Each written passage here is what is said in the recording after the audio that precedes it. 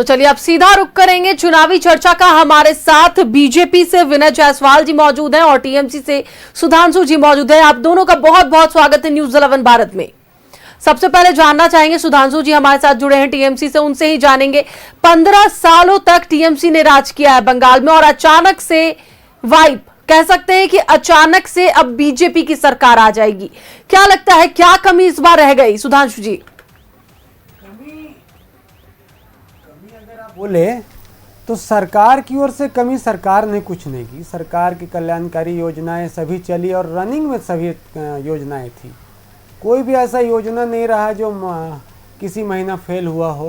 पर परिवर्तन तो देखिए संसार का एक नियम है, परिवर्तन लोग चाहते हैं। जब आप लंबे समय पर कहीं सरकार में हो या फिर किसी अन्य क्षेत्र में भी हो तो लोग परिवर्तन चाहते हैं। और दूसरा बात है कि देश का अगर आप बोलेंगे तो जितना भी तरह का तंत्र होता है उस सारे तंत्र को बंगाल चुनाव में इस्तेमाल किया गया। वोटर को काटने से लेके, वोटर को बाधित करने से लेके, केंद्र सुरक्षा बलों को प्रचार में लगाने से लेके, ज्ञानेश कुमार का अपना हथकंडा से लेके सभी चीज़ों को बंगाल चुनाव में इस्तेमाल किया गया। ये अगर जिस दिन चुनाव की घोषणा हुई, आचार संहिता जो हमारा लागू हुआ, उसके बाद आपने देखा कि बड़े बड़े अधिकारी, आईएएस आईपीएस अधिकारियों को वहाँ से बदल दिया गया। अन्य राज्यों में तो ये चीज़ नहीं किया गया। अन्य राज्यों में भी आचार संहिता लगा, लेकिन अन्य राज्य में ये नहीं देखा गया। और कमी सरकार की ओर से नहीं रही, सरकार को हराने में बहुत सारे तंत्र का इस्तेमाल किया गया, वोट से लेकर हर चीज़ का। बिल्कुल, हमारे साथ विनय जी, एक बार उनसे जान लेते हैं। विनय जी, देखिए अब तो साफ दिख रहा है कि बीजेपी की सरकार बंगाल में आ रही है, लेकिन जो ताकत लगी बीजेपी की, खुद गृह मंत्री वहां पर 15 दिनों तक कैंप करके रहे, लगातार जो बड़े नेताओं की जनसभा थी वो लगानी पड़ी। तो कह सकते हैं एक ओर जहां पर लगातार टीएमसी प्रचार कर रही थी तो वहीं दूसरी ओर बीजेपी के जितने ही बड़े नेता हैं, स्टार प्रचारक है, उन्होंने बंगाल में आकर चुनाव के लिए प्रचार प्रसार किया, तब जाकर की जीत हासिल हो रही है। हाँ तान्या जी, देखिए हमारे यहाँ क्या होता है कि हर कार्यकर्ता 24 घंटा लगातार 365 दिन काम करता है, जनता के बीच काम करता है। और निसंदेह आपने देखा होगा कि पिछले भी चुनाव के बाद जब हमारी सीटें कम आई, हम सरकार बनाने की स्थिति में नहीं थे, उस समय से भी लगातार हम जनता के बीच में जनता के साथ संघर्ष कर रहे थे। वहाँ स्थिति क्या थी कि महिलाओं के साथ अत्याचार हो रहा था। टीएमसी के गुंडे लोगों के साथ अत्याचार कर रहे थे, गुंडागर्दी कर रहे थे। वहाँ भ्रष्टाचार चरम पर था। वहाँ मंत्रियों के घर से नोट के बंडल बहुत ज़्यादा पाए जा रहे थे। इन सारी चीज़ों को जनता ने देखा और जनता की ये जीत है। जनता ने कुशासन के खिलाफ, महिलाओं के अत्याचार के खिलाफ, युवाओं के रोजगार के खिलाफ, युवाओं के जो रोजगार छीनने का काम किया, वहाँ उसमें भ्रष्टाचार किया, उसके खिलाफ और कुशासन के खिलाफ ये वोट जनता ने वहां जनमत दिया है। चलिए बिल्कुल सुधांशु जी, क्योंकि झालमुड़ी जो है अब वो ट्रेंड बन चुका है।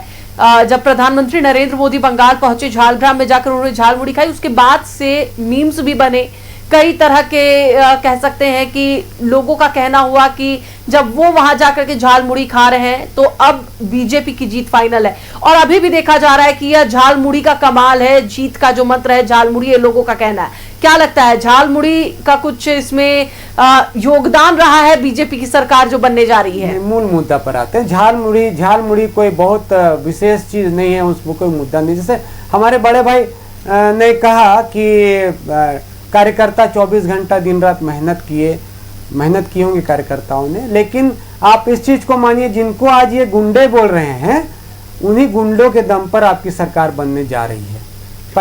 इससे पहले चुनाव में जो 77 सीटें इन्हें आई थी, वो कैसे आई, इस कैलकुलेशन को आप समझिए। हमारी जो एक टीम है, आईपैक की टीम, जो चुनावी क्षेत्र में हमारे लिए काम करती है, पार्टी के लिए काम करती है, उन्होंने एक सूची बना के दिया, जिस सूची में लगभग 70 लोग के नाम थे। वो ऐसे 70 लोग थे जो अधिकतर भ्रष्टाचार में लिप्त थे और जिन्हें पार्टी की ओर से टिकट देने के लिए मना किया गया। और हमारे माननीय मुख्यमंत्री जी ने ये किया कि जो भ्रष्टाचार में लिप्त लोग पाए गए लगभग 70 लोगों का टिकट उन्होंने सिटिंग एमएलएस का टिकट काट के हटा दिया। तो जब वो उन्हें टिकट नहीं मिला तो उसमें अधिकतर लोग जाके बीजेपी ज्वाइन किए और उसमें से अधिकतर लोग चुन के आपके विधायक बने बीजेपी के। तो अब आप गुंडा जिसे बोल रहे हैं, आप बोल सकते हैं तो फिर आप अपने नेता को सबसे बड़ा गुंडा बोल सकते हैं, क्योंकि उनको नोट लेते हुए वीडियो में पाया गया था शारदा कांड में। जब उनके पर ईडी का शिकंजा कसने लगा तो बीजेपी के दामन थाम लिए, वो साधु हो गए। आज तो उन्हें गुंडा कोई नहीं बोल सकता है। लेकिन ये आप मान लीजिए कि सरकार अगर इनकी बन रही है तो टीएमसी के नेताओं के दम पर बन रही है, ना कि अपने दम पे बन रही है। बिल्कुल विनय जी, आपसे एक बार जरूर ये बात जानना चाहेंगे, जिस तरीके से सुधांशु जी ने कहा कि जब बीजेपी में फिर वो नेता जाता है तो उन पर कुछ नहीं कहा जाता है, ये आरोप हमेशा से बीजेपी पर लगते आ रहे हैं कि जब तक कोई भी नेता दूसरे पार्टी में होता है तब तक वो भ्रष्ट होता है, तब तक वो गलत होता है, गुंडा होता है। लेकिन जैसे ही वो बीजेपी में आता है, लोगों का कहना है, यानी कि जो अलग पॉलिटिकल पार्टीज है उनका कहना है कि क्या बीजेपी एक वॉशिंग मशीन है जिसमें जो भी नेता आते हैं वो धुलकर साफ हो जाते हैं।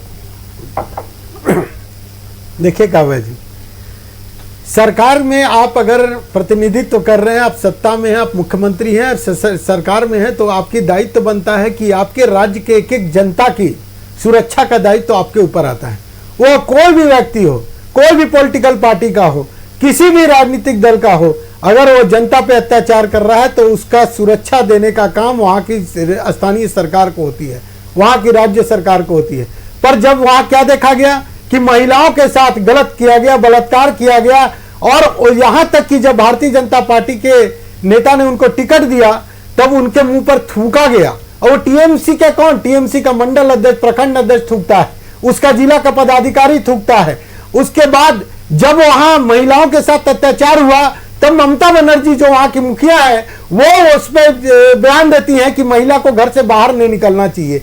वहां जब वहां के स्थानीय लोग को घर में जब उसके परिवार के पीड़ित परिवार जब लाश जलाने के लिए जाते हैं तब उस लाश जलाने के लिए उसके माँ बाप को तरसना पड़ता है, उनको दर दर ठोकर खाकर जाकर भीख मांगना पड़ता है कि मेरी बच्ची का लाश जलाना है, हमको सहायता कीजिए।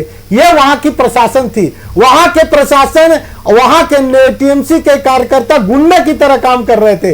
वहां के आपको इसके पहले के उदाहरण देखे होंगे, जब स्थानीय चुनाव हुआ तो वहां के जीते हुए, वहां के प्रमुख सरपंच जो जीते हुए थे उनको उस राज्य से पलायन करना पड़ा, वो झारखंड में आकर शरण लिए हुए थे। ये किसी से छिपा हुआ नहीं है, जीतने के बावजूद आपको भागना पड़ा, और अगर भाग के आए तो उनके घर वालों का क्या हर्ष हुआ ये आपसे भी छुपा हुआ नहीं है। ये मैं नहीं बोल रहा, ये आपके द्वारा, आपके कई चैनलों के द्वारा इस चीजों को सामने लाया गया है। इसके अलावा जब महिला आयोग जब जाती है वहां इंक्वायरी करने, उसका तीर उसके साथ बदसलूकी किया जाता है। जब जुडिशरी कमेटी, न्यायिक कमेटी जाती है उसका बहिष्कार किया जाता है, उस पर पत्थर चलाया जाता है। इससे बड़ा सिस्टम का फेलियर क्या होगा? इससे बड़ा सिस्टम का फेलियर क्या होगा कि शैक्षणिक व्यवस्था जब नौकरी दिया जाता है तो वहां टीएमसी के कार्यकर्ता और टीएमसी के नेता उस सीटों को बेचने का, शिक्षकों के सीटों को बेचने का काम करते हैं।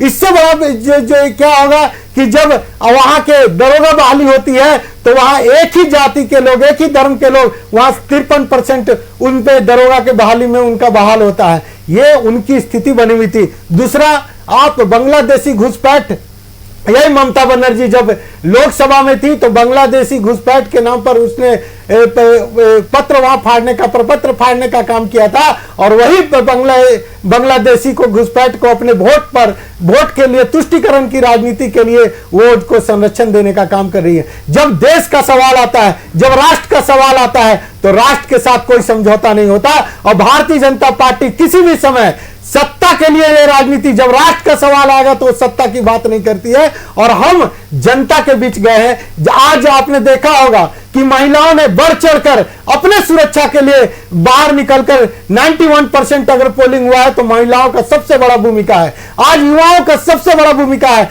और वो पूरे बंगाल में हर्ष का विषय है कि आज वो गुंडा की, अहंकारी ममता की सरकार आज चले गई। ममता को बोला जाता था टीएमसी, टी से मतलब तुष्टिकरण की राजनीति, एम से मतलब माफियाओं का राज चलता था, और सी से चिट फंड घोटाले, ऐसे कैसे घोटाले का काम चलते थे, वो टीएमसी रह गई थी। ममता के पास अहंकार था। ये तो ये देश है कि हम इतिहास में देखे हैं, जब रावण का अहंकार नहीं चला, वो ज्ञानी व्यक्ति थे, तो मनुष्य का क्या अहंकार चलेगा।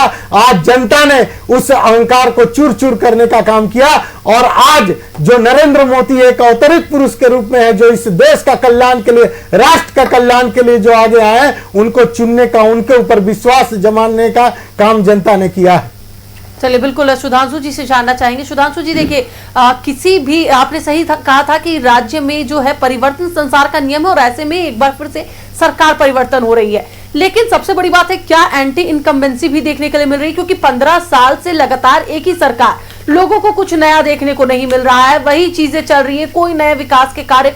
क्या ये भी एक वजह हो सकती है टीएमसी के इस बार पीछे रहने की?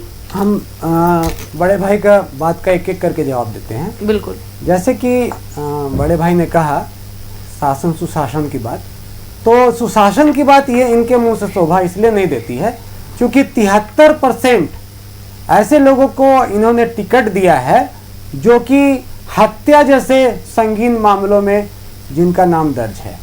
73% गुंडों को लेकर के अगर ये सुशासन की बात करते हैं तो कहीं ना कहीं सुशासन की बात करनी इन्हें नहीं चाहिए। दूसरी बात, महिलाओं की बात करते कि महिलाओं ने वोट क्यों दिया। महिला सुरक्षा पर वोट नहीं दिया, महिलाओं ने वोट दिया 3000 रुपए के लिए, क्योंकि हमारी सरकार 1500 रुपए महीना की। एक मिनट यहाँ पर मैं रोकना चाहूंगी, क्योंकि कई सारे ऐसे राज्य हैं जहां पर बीजेपी की सरकार नहीं है, लेकिन वहां पर भी पैसे मिल रहे हैं। बात अगर हम झारखंड की ही कर ले तो 2500 रुपए सुन लीजिए, हेमंत सोरेन भी दे रहे हैं। हम बता रहे हैं, आप सुन लीजिए मेरी बातों को। ठीक है, हो सकता है मेरी बात कहीं आपको गलत लगे, आप बोलिएगा। जैसे हमारी सरकार 1500 रुपया देती है लखीर भंडार के रूप में, तो इनकी जब हमारे माननीय प्रधानमंत्री और गृह मंत्री और बड़े बड़े नेताओं ने वहां जाकर सभाएं की, तो इन्होंने बताया कि अन्नपूर्णा योजना एक चलाएंगे। अन्नपूर्णा योजना में जो है महिलाओं को 3000 रुपये देंगे, जिसका फॉर्म महिलाओं ने, चूंकि मैं चुनाव के क्रम में आसनसोल, जामुड़िया और अन्य विधानसभा क्षेत्र पे रहा हूँ, तो मैं इस चीज़ को अपने नज़र से देखा हूँ कि रात में 2 बजे 3 बजे तक महिलाओं ने फॉर्म भरवाया। फॉर्म में क्या भराया जा रहा था? उसका नाम, उसका पता, उसका मोबाइल नंबर। अगर मोबाइल नंबर से ही पैसा जाता होगा, मुझे नहीं पता कि सरकार हो सकता है कि फ़ोन पे के माध्यम से पैसा भेजती होगी, लेकिन कभी भी अगर कोई योजना होता है तो उसमें अकाउंट नंबर लिया जाता है, उनका आधार नंबर लिया जाता है। ऐसा कुछ नहीं था। अब बात है कि 1500 और 3000 का, तो जैसे बहुत सारे ऐसे क्षेत्र हैं जहाँ पे महिलाएं कपड़ा धो के, बर्तन मांज के, लोग के घर में काम करके अपना घर संसार चलाती हैं, तो वैसी महिलाओं के लिए जब 1500 रुपया बहुत अधिक होता है, तो 3000 अगर उनको मिल रहा है 1500 की जगह 3000, तो बढ़ चढ़ के उस चीज पर वो लोग हिस्सा लेंगे ही। चलिए, इस पर तो खैर कई और राज्य है जहां पर पैसे मिल रहे, वही हाल झारखंड का भी रहा, वही हाल बिहार का भी रहा। पहले विनय जी से जान लेते हैं। विनय जी, आप जवाब देना चाहेंगे? देखिए काव्या जी, अभी भाई साहब बता रहे थे, इन्होंने पहले 1500 रुपया महीना देने का पहले सरकार में वादा किया। ये अलग विषय है, दे रहे हैं, ये पहले मतलब दे रहे हैं और पहले से सरकार में है, देते आ रहे हैं। देखिए, ये मुद्दा नहीं है। मुद्दा वहां क्या है? आपका सुरक्षा, जनता का सुरक्षा, आम जनमानस का सुरक्षा। ये हम नहीं बोल रहे, वहां पूरे देश में मीडिया के माध्यम से, विभिन्न चैनलों के माध्यम से पूरा जनता ये जान रही है कि आज बंगाल के एक एक जनता पीड़ित है, वहां गुंडाओं से पीड़ित है। अरे गुंडागर्दी की बात कर रहे हैं, तो गुंडागर्दी का मैं इसलिए बताना चाह रहा हूं, अर्जुन सिंह के बारे में बताएं। गुंडागर्दी अभी रुकिए ना, हम बता रहे हैं, गुंडागर्दी की बात कर रहे हैं। तो गुंडागर्दी इसलिए मैं बोल रहा हूं कि जो गुंडा क्रिमिनल गुंडागर्दी करते हैं तो उनको टीएमसी संरक्षण देने का काम करती है, और जब उस पर न्यायिक जांच के लिए बात करती है तो उसका बहिष्कार करने का काम करती है। सरकार उसके साथ बदसलूकी करती, उनको सुरक्षा नहीं देती। और वहां यहां तक कि अभी कुछ दिन पहले आपने देखा होगा, खुद ममता बनर्जी जब एक कॉर्पोरेट को कि यहाँ केंद्रीय एजेंसी छापा मारती है, उनको संलिप्तता पाती है, तो खुद मुख्यमंत्री होते हुए ममता बनर्जी उसके ऑफिस में जाकर उसको बचाने का काम करती है। कॉर्पोरेट ये कितनी शर्म की बात है। आप किसी के लिए काम कर रहे हैं, किसी से आप संवैधानिक पद पर बने हुए हैं, और आपको आम जनता का सुरक्षा नहीं है, गुंडा को संरक्षण देने का सुरक्षा है। जहां क्राइम हो रहा है उसको आप रोकना नहीं चाह रही हैं और उसको सपोर्ट कर रही हैं। मतलब क्रिमिनल को सपोर्ट करना, क्रिमिनल को भय दिखाकर जनता को वोट नहीं देना। आज क्या है, मैं चुनाव आयोग को धन्यवाद देना चाहता हूं, केंद्रीय पुलिस एजेंसी और फोर्स को धन्यवाद देना चाहता हूं कि आज उनके बल पर आज निष्पक्ष चुनाव हुआ और जनता ने भयमुक्त होकर आज चुनाव किया है। और उन्होंने जो मतदान किया है उसका परिणाम है कि जनता ने भारतीय जनता पार्टी को चुना है, माननीय नरेंद्र मोदी के नेतृत्व को चुना है। उनके जो अच्छी योजनाएं चल रही पूरे देश में, उस पर उन्होंने विश्वास जीता है। चलिए, बिल्कुल सुधांशु जी से एक बार जानेंगे। सुधांशु जी, देखिए, आपने 3000 की बातें कही, आपने कही कि जिस तरीके से केंद्रीय एजेंसियों को वहां पर लगाया गया, स्टार प्रचारकों को बुलाया गया, एसआईआर का इसमें कितना बड़ा रोल रहा? क्योंकि लगातार विपक्ष जो है वो लगातार ये बात कह रही है कि एसआईआर की वजह से भी ये असर हुआ है, कई लोगों के नाम काटे गए और उस वजह से ये एक बड़ी जीत बीजेपी को मिलने जा रही है। तो एसआईआर पर क्या कहेंगे? क्या वो सच में एक मुद्दा रहा? एसआईआर एक सोची समझी साजिश है। साजिश इसलिए है कि आप इस चीज को समझिए जी, वो आसनसोल उत्तर विधानसभा में माननीय मंत्री मलय घटक जी हैं जो 21,000 वोट से जीते थे, उनके यहाँ 25,000 वोटरों को नाम काट दिया गया। इसी तरीके से चुन चुन के जहाँ पे लोग जितने वोट से जीते थे उससे 2,000, 4,000, 5,000 अधिक वोटरों का नाम काट के एसआईआर कराया गया। ये एक इन लोग का प्लानिंग था, ज्ञानेश कुमार और ईसीआई का एक प्लानिंग था कि बीजेपी को जिताना कैसे है। और दूसरी बात, जहाँ तक बार बार गुंडे गुंडे बोल रहे हैं, तो आखिर उन्हीं गुंडों से आप सरकार चला रहे हैं और सुशासन की बात कर रहे हैं। मैं इस बात को बार बार दोहरा रहा हूँ। आप देख सकते हैं कि बैराकपुर में, कचरापाड़ा में किस तरीका से जगदल थाना के बाहर में अर्जुन सिंह, जो पहले टीएमसी के विधायक हुआ करते थे और भारतीय जनता पार्टी से वो फाइट भी किए थे एमपी का इलेक्शन, और फिर से आ गए थे तृणमूल में, उसके बाद फिर से अभी बीजेपी में चले गए हैं। वो सामने से आप कैमरा पे देख सकते हैं कि उन्होंने अपने हाथ से हाथापाई करनी शुरू की। उनका सुरक्षा गार्ड जो उनके साथ चल रहा है, सीआरपीएफ के लोग जो उनके साथ चल रहे हैं, लेकिन उनके साथ में चलने वाला अन्य लोग कार्यकर्ताओं को पीट रहे हैं, लेकिन केंद्रीय सुरक्षा बल के लोग कुछ नहीं बोल पा रहे हैं। गुंडागर्दी तो अभी शुरू हुई है, आप देखिए गुंडागर्दी कैसे होती ये लोग दिखाएंगे। देखिए, चुनाव में तो मारपीट खैर वेस्ट बंगाल में शुरू से ही चलता आया है, ये देखा गया सुधांशु जी। लेकिन यहाँ पर एक छोटा सा सवाल मैं एसआईआर से जुड़ा पूछना चाहूंगी आपसे, क्योंकि जितने भी विपक्षी पार्टी, कांग्रेस हो गई, जो भी है, लोगों का कहना है कि एसआईआर इन सभी राज्यों में क्यों हो रहा है। एसआईआर तो झारखंड में भी शुरू हो रहा है, लेकिन झारखंड में तो अभी चुनाव नहीं है। तो क्या एसआईआर के लिए कोई एक निर्धारित समय कि किस समय एसआईआर होना चाहिए? झारखंड में चुनाव नहीं है, फिर भी झारखंड में एसआईआर हो रहा है। नहीं तो बंगाल को तो टारगेट करके किया गया ना मैडम, चुनाव के वक्त ही क्यों किया गया? आप देखिए, ट्रिब्यूनल में लोग का मामला फंसा हुआ है, आपने चुनाव करा दिया। तो ये सब तो सोच समझ के बंगाल के प्रति किया गया। अब झारखंड में नहीं हो रहा है, ठीक है, झारखंड में उतनी संख्या भी नहीं होगी, झारखंड में नहीं हो रहा है, लेकिन बंगाल को तो टारगेट करके किया गया चुनाव के लिए, ये तो स्पष्ट रूप से दिखता है। चलिए, बिल्कुल हम जान लेंगे एक बार विनय जी से इस पर उनका क्या कहना है। लोग एसआईआर को, विपक्षी पार्टियां जो है एसआईआर को दोषी मान रही है, लेकिन झारखंड में अभी एसआईआर हो रहा है जिसमें शायद बीजेपी को या फिर चुनाव आयोग को कोई फायदा नहीं होने वाला है, अकॉर्डिंग टू विपक्ष।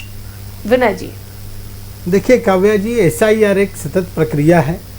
ये आज भारतीय जनता पार्टी की केंद्र में सरकार या कहीं भी सरकार है तो उस समय शुरुआत नहीं हुई, ये बहुत पहले से चलती आई और समय समय पर एसआईआर किया गया है। अब क्या है कि एसआईआर, अभी चुनाव, बंगाल में चुनाव है, पांडिचेरी में चुनाव है, असम में चुनाव है, हर जगह चुनाव है, पर इनको इसलिए दर्द हो रहा है कि टीएमसी आज वहां से सरकार से उखड़ गई। और टीएमसी कोई भारतीय जनता पार्टी के कारण नहीं उखड़ी, टीएमसी खुद अपने कुशासन, अपने गंदे हरकत, जैसे महिलाओं के साथ असुरक्षा की जो बात है, सबसे ज़्यादा पीड़ित वहाँ की महिलाएं रही हैं। यही इस मुद्दे को हम बार बार जिक्र कर रहे हैं।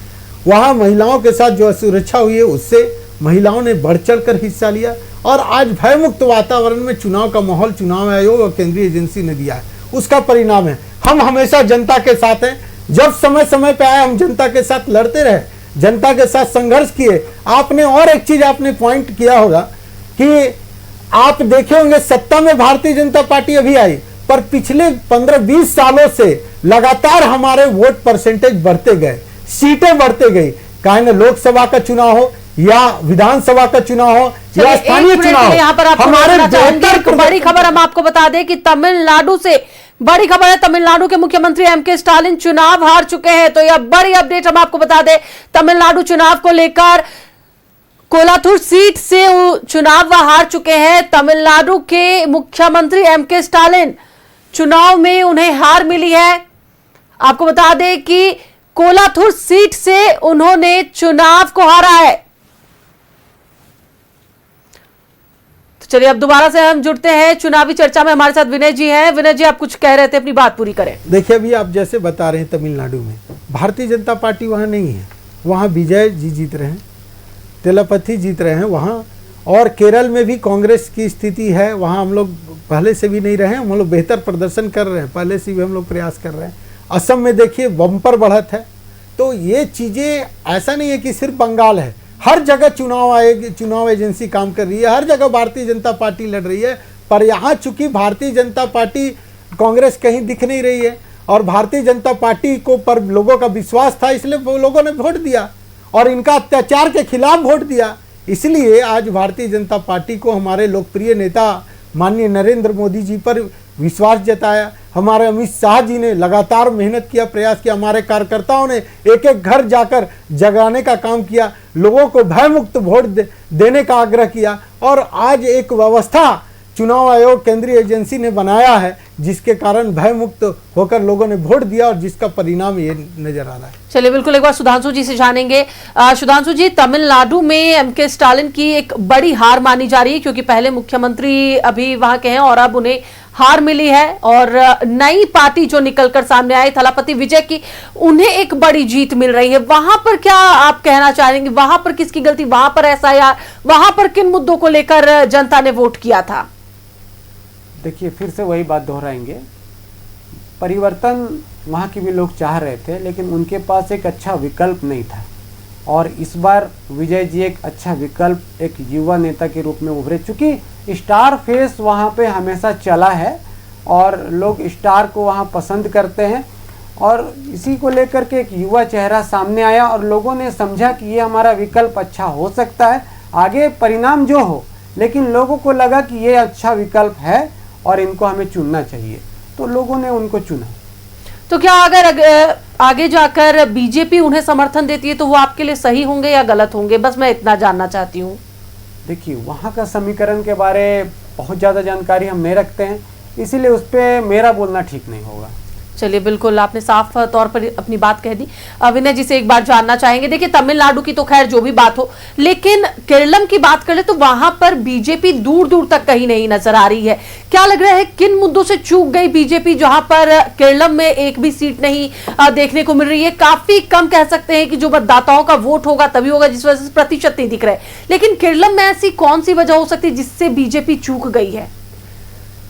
देखिए, भारतीय जनता पार्टी का शुरू से साउथ में थोड़ा कम जनाधार रहा है और हम लोग अभी लगातार प्रयास कर रहे हैं। पिछली बार से हम लोगों ने परसेंटेज ऑफ पोलिंग बढ़ाया है, आपने देखा होगा, और हम लोग निश्चित तौर पर आगे आप जब देखेंगे तो बहुत अच्छा रिजल्ट आने वाला है और भविष्य में केरल में भारतीय जनता पार्टी की सरकार बनेगी। इसका इसलिए मैं बता रहा हूँ कि यही हम लोग आज तक के इतिहास में कभी बंगाल में भारतीय जनता पार्टी चुनाव में जीतकर सरकार नहीं बनाई थी।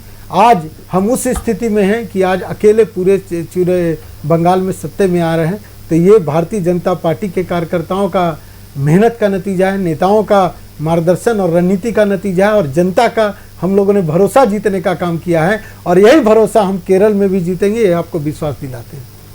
सुधांशु जी, क्या पार्टी किसी तरह की बैठक करेगी कि आखिरकार कहां पर चूक रह गई, किस तरीके से वोटरों को हम रिझाने में पीछे रह गए ताकि इस बार चौथी बार सरकार नहीं बन पाई, ममता बनर्जी चौथी बार मुख्यमंत्री नहीं बन पाई? जी, इस पर बैठक तो की जाएगी, पार्टी के आला कमान का जैसा आदेश आएगा, जहां भी हमारे संगठन के लोग हैं सभी बैठ के इस चीज़ पर विचार करेंगे कि पार्टी से आखिर चूक कहां पर हुई और कार्यकर्ताओं से क्या भूल हुई, नेताओं से क्या भूल हुई, या फिर हमारे सरकार के शासनकाल में सरकार से क्या गलतियां हुई, इस पे लोग चर्चा करेंगे पार्टी के लोग। विनय जी, एक बार आपसे जान लेना चाहेंगे क्योंकि अब बीजेपी की एक बड़ी जीत वेस्ट बंगाल में देखने को मिल रही है, और यह जीत मायने इसलिए भी रखती है क्योंकि पहली बार बीजेपी की वहां पर सरकार बनने जा रही है। तो क्या लग रहा है कि जिस तरीके से बीजेपी के कार्यकर्ताओं ने वहां पर कार्य किया है, जिस तरीके से बीजेपी के कार्यकर्ताओं ने प्रचार प्रसार किया है, कितनी मजबूती बीजेपी को मिल रही है जीत के बाद? देखिए, हमारे कार्यकर्ताओं ने लगातार संघर्ष किया है। कई लोगों ने उनकी हत्याएं की गई है, अपनी जान गंवाए हैं इस संघर्ष में, पर जनता को छोड़ने का काम नहीं किया, जनता के लिए लड़ाई लड़ने का काम किया। टीएमसी की सरकार ने पुलिस को एक गुंडे तत्व की तरह यूज करने का काम किया था। अब भारतीय जनता पार्टी की सरकार आएगी, जो विकास से कोसों दूर बंगाल रहा, जो श्यामा प्रसाद मुखर्जी की धरती बंगाल रही, जहां से एक एक क्रांतिवीर वहां पैदा लिए, उस धरती को पवित्र करने से भारतीय जनता पार्टी ने बचाने का काम किया है, वहां के जनता ने बचाने का काम किया है। अब वहां विकास की गंगा बहेगी, महिलाओं की सुरक्षा होगी, और वहां से एक नया इतिहास लिखने का काम भारतीय जनता पार्टी करेगी। और नरेंद्र मोदी जी के ऊपर पूरे बंगाल की जनता को भरोसा है, हमारे नेता पर पूरा भरोसा है, अमित शाह जी पे भरोसा है, हमारे नितिन नवीन जी राष्ट्रीय अध्यक्ष हैं, उनके नेतृत्व में भारतीय जनता पार्टी बहुत अच्छा काम करने जाएगी। और आने वाले 5 साल में आपको वहां परिवर्तन दिखेगा, विकास की एक बहुत बड़ा नए आयाम स्थापित होंगे। चलिए, बिल्कुल, बहुत बहुत धन्यवाद सुधांशु जी और विनय जी हमारे साथ जुड़ने के लिए इस गेस्ट पैनल में। तो एक बार फिर से आपको बताते चले कि बंगाल में बीजेपी को एक बड़ी जीत मिली है, और अब देखना ये होगा कि बीजेपी किस तरीके से बंगाल में काम करती है। पहली बार बीजेपी को बंगाल में एक बड़ी जीत मिली है।